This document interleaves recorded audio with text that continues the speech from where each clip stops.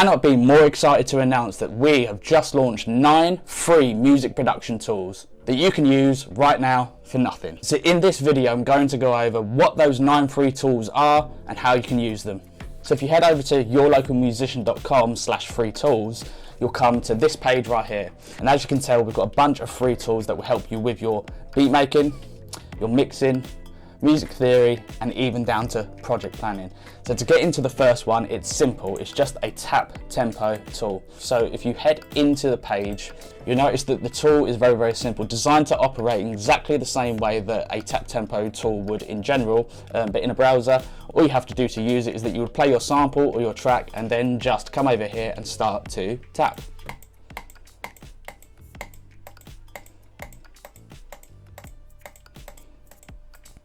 Make sure you keep a consistent beat.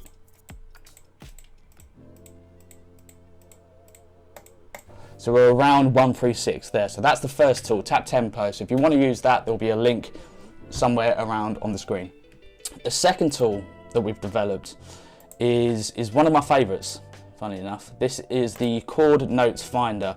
Once again, designed to be very, very simple.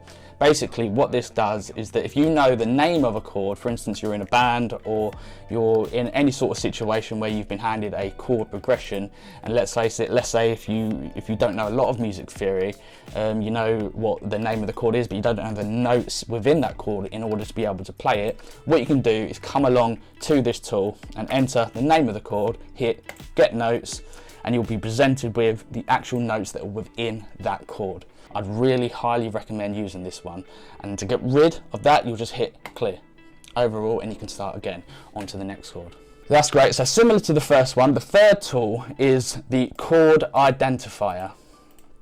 So the chord identifier is similar in a way, so it's kind of the reverse of the Chord Notes Finder. So let's say, for instance, you're playing around on your MIDI keyboard, making beats, coming up with chord progressions, and you hit a bunch of random notes, and you don't know what the name of that chord is. You may want to transpose that for a live player, or so forth and so forth. And let's say all you have is the notes that you're currently pressing down on the keyboard. How do you find out the actual name of that chord? Oh God. How do you find out the actual How do you find out the actual name of that chord? So what we'll do here is enter the root note. The root note is very important. It's kind of the most important part in this sort of process. So if we enter C, E, G, and B. Now that we've got the names of those notes, all we have to do is go ahead and hit identify chord. And that will come out with the name of the chord for those notes. It's very important that you utilize that root note function, otherwise the chord identifier won't work, so it needs that root note. Moving on to the last tool in the beat making category is generate a lo-fi chord progression. So this tool is quite simple to use. If you can't come up with an idea for a progression and you're a lo-fi producer, this is a tool that will help you quite a lot. So to use this tool and generate a chord progression, first you would want to select a key. So let's just select a D. Let's put that in minor for scales.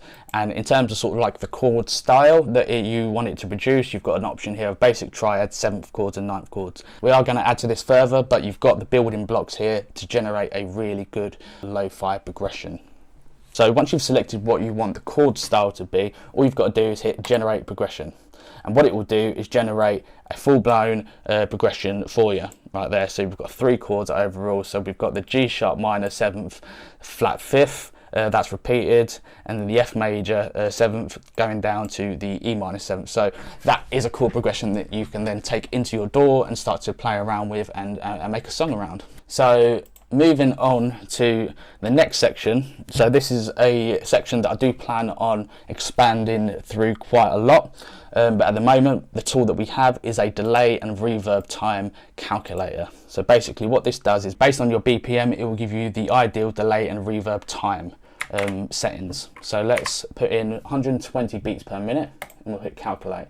And right here, we've got a delay quarter note in milliseconds, so how long that should be, and also a recommended setting for the reverb decay time.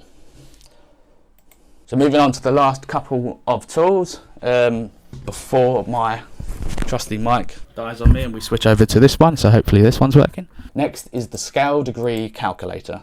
So basically, to use the scale degree calculator, what you're going to do is select a scale. So for instance, I'm going to just hit this drop down right here, and you'll notice that we've got loads and loads of different types of scales in here. So we've got, let's just stick with C major for now.